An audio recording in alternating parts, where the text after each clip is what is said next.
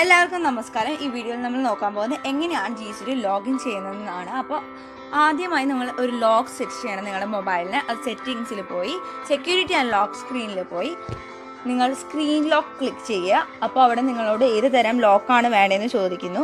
അവിടെ പാറ്റേൺ, പിൻ, password, finger print ആണെങ്കിൽ finger print, ഏത് തരം ലോക്കായാലും കൊടുക്കാം. ഞാൻ അവിടെ പാറ്റേൺ ലോക്കാണ് കൊടുക്കുന്നത്.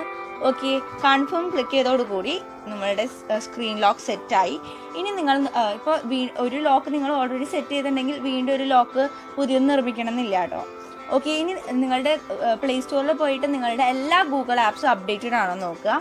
അപ്ഡേറ്റഡ് ആണെങ്കിൽ നിങ്ങൾക്ക് പ്ലേ സ്റ്റോറിൽ പോയി ഗൂഗിൾ ക്ലാസ് റൂം എന്ന് പറഞ്ഞ ടൈപ്പ് ചെയ്ത് സെർച്ച് ചെയ്യുക.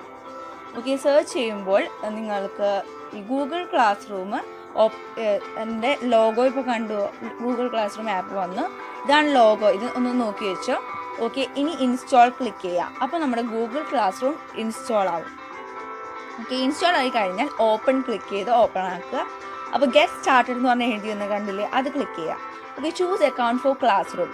അവിടെ നിങ്ങൾ ആഡ് അക്കൗണ്ടാണ് കൊടുക്കേണ്ടത്, മറ്റേ അക്കൗണ്ട് ഒന്നല്ല കൊടുക്കേണ്ടത്. ഇവിടെ നിങ്ങളുടെ പാസ്വേഡ് ചോദിക്കും, നിങ്ങളുടെ മൊബൈലിൻ്റെ പാസ്വേഡ് ചോദിക്കും. അത് കൊടുത്തതിന് ശേഷം നിങ്ങളോട് സൈൻ ഇൻ എന്ന് പറഞ്ഞിട്ട് ഇമെയിൽ എന്ന് പറഞ്ഞ സ്ഥലത്ത് നിങ്ങളുടെ ക്ലാസ് ടീച്ചർ നിങ്ങൾക്കൊരു യൂസർ ഐ ഡി തന്നിട്ടുണ്ടാവും.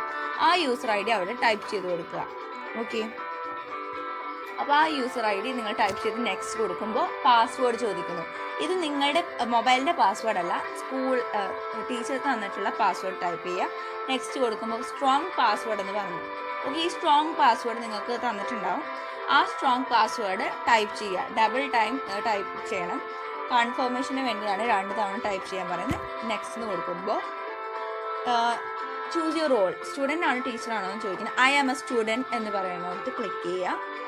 ഓക്കെ, ഇനിയിപ്പോൾ നിങ്ങളുടെ ക്ലാസ്സിൻ്റെ എല്ലാ സബ്ജക്റ്റിൻ്റെയും ഗ്രൂപ്പ്സ് കാണാം നിങ്ങൾക്ക്.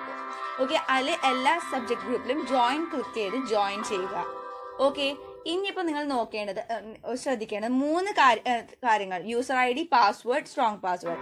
ഈ 3 കാര്യങ്ങളും ടീച്ചർ തന്നിട്ടുള്ളത് നിങ്ങൾ എവിടെയെങ്കിലും ബുക്കിൽ എഴുതി വയ്ക്കാൻ ശ്രമിക്കുക കേട്ടോ.